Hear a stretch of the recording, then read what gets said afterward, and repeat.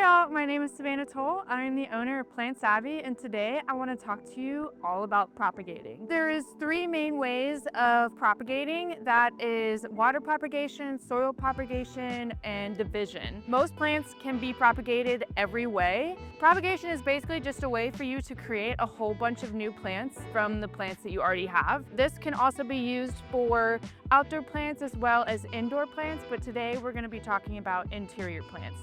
So to start, let's talk about water propagating and taking actual cuttings. That's one of the easiest ways to propagate, as well as some of the most foolproof. I'm going to show you how to propagate on this philodendron hirsutum or heartleaf philodendron. I think some of the easiest plants to water propagate would be like a pothos or a philodendron like this, a vining plant, just because a lot of times you just get so much of them, or even they start to look a little bit bald. And you know what they say is anywhere that you trim is going to end up branching. What you're going to want to do is get a nice pair of shears or scissors. I have a ton of different options here. It really ends up being your preference in the end, as well as the diameter of the place that you are cutting is. So you don't want to have too small of scissors or shears. But today I'm just going to take some very simple snippers. And another great point is to make sure that you have some iso alcohol. This is just to disinfect your shears, just so you're not spreading any diseases or anything like that. So I'll just go in, give it a good spray. You can also wash it with some like simple soap or anything like that. What I'll do is I'll go in and find where I want to make my cutting. A lot of times with like pothos or philodendron like that, sometimes their top gets a little bald. And a tip that I like to do is find where there's a stem that is a little bald and you kind of want to add a little bit of oomph to the top, because again, wherever you cut, there's going to be new growth. So if it is bald, you can get some new growth to come out towards the top if you do make cuttings. And the easiest way to get a bushier plant is to make cuttings. So do not be afraid to make some cuts. So I'll kind of go in and see where the last line is, like where the last bit of root is. There's also a growth point on where I'm about to cut. So I am just going to go ahead and go in and cut right there. One of the easy tips that somebody gave me is to kind of hold the last leaf, if there is a last leaf, and kind of follow that sheath down and make a cut there. But for today, I'm just going to make a 45-degree angle trim. Yay! You actually could just, let this wound callus over and throw it in some water from here. One of the main points to make is when you do make a cutting, you want to ensure that you have growth nodes. And growth nodes are usually where a petrol or where a leaf comes out. There's usually a node right there. Sorry, my upper lip is sweating. We are outside in the Tennessee summer. Oh, it is so hot. Okay. So you want to make sure that you have a growth point, otherwise no roots are going to grow. So sometimes I'll go in and cut off this extra bit here and even cut off a leaf or two. And that ensures that we have multiple growth points.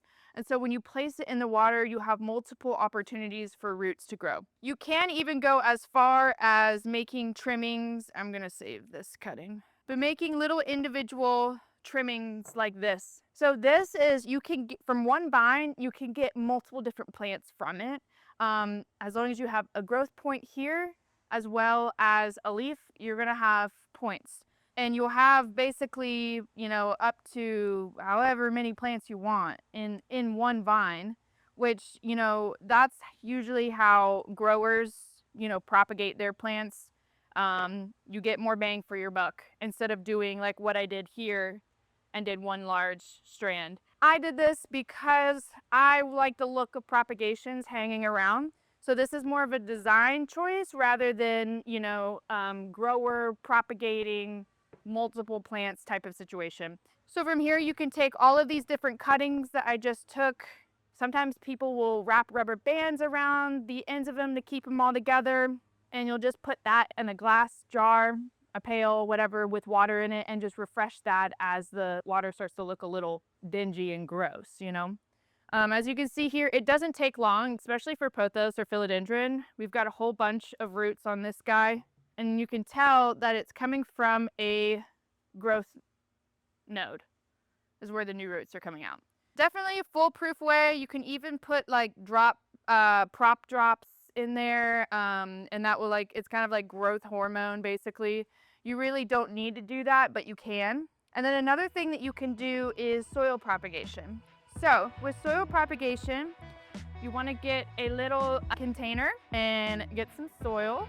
A lot of times people, like in greenhouse situations, will use coco coir. Mine is just a little bit of a mixture of some perlite, some nice soil with some like chunky barks in it. It really, you could use straight perlite. It's your preference on this point. But I just take a little bit of soil like this, and whatever cuttings you had, you can put them directly into the soil actually and plant them in there. You just want to make sure that you're kind of keeping it just right on top. You can pin them down with some bobby pins or like bun pins too. Or if you have like something like this that has multiple, like a vine that's got multiple different growth nodes on it, actually wrap that, you can wrap it around the top of the soil and pin it down with bobby pins or like landscaping pins.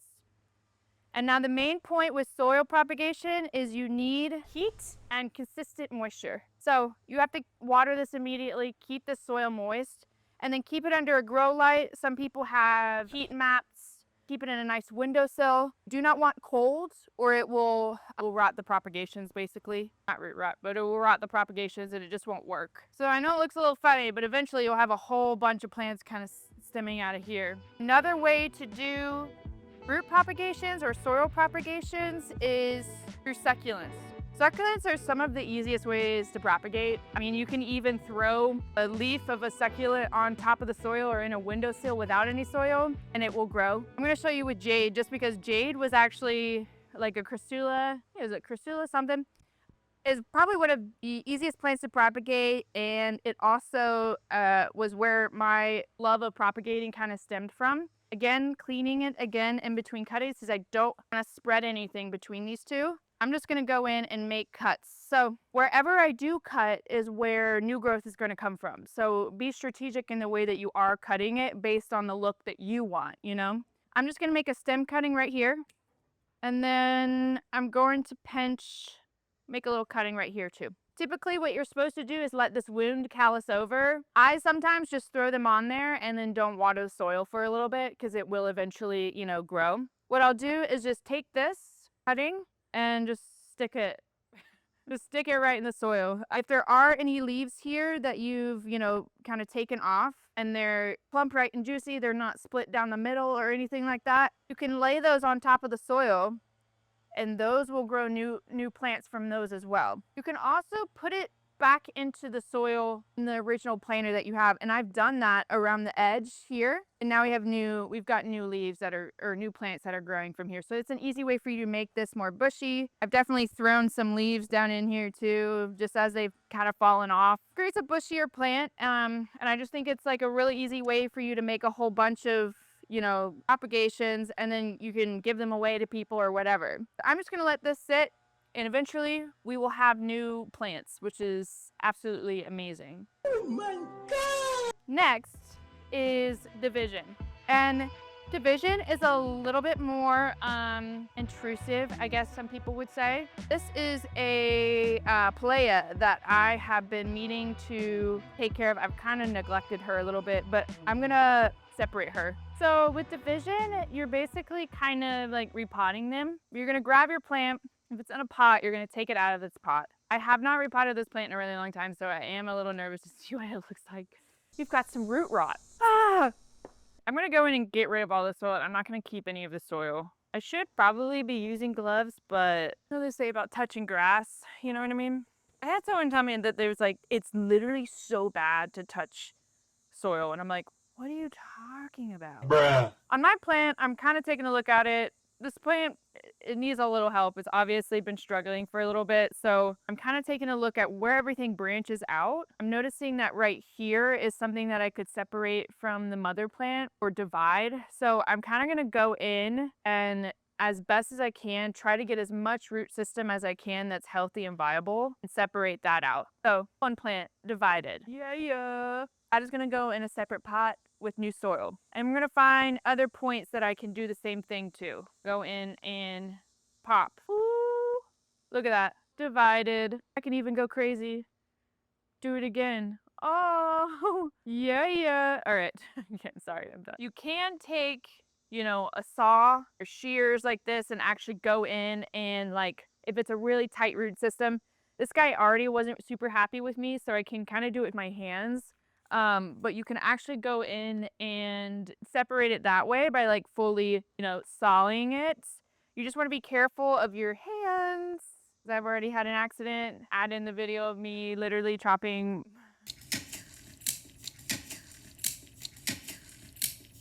Fuck. Dude, I just stabbed myself.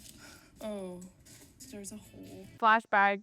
Don't want to do that again. So from this one plant, I was able to divide it and propagate it into a whole bunch of multiple different plants. And these are all going to get potted up and put into their own homes. This needed to happen because he already wasn't doing super well. The mother plant was doing well a while ago, and I just kind of like neglected it.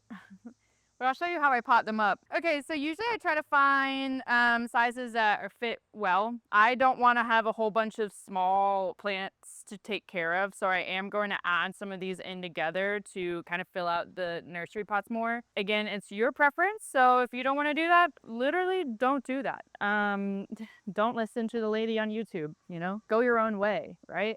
I'm just adding this in there wherever I want them to sit, and I'm kind of shoving as much as I want in here because it's my plant and I can do that. You don't have to do that. Remember, do not always listen to the ladies on YouTube. And then topping it off with some fresh soil. I know that this did have root rot, but I am still going to give it a good water because I did just, you know, propagate it and put it through hell, basically. And these other guys, I'm going to throw into a smaller one. You don't want to go too much up a pot size, otherwise you could lead to root rot. These I'm going to pop into water because they do not have any roots. These two I can just throw in here and call it a day.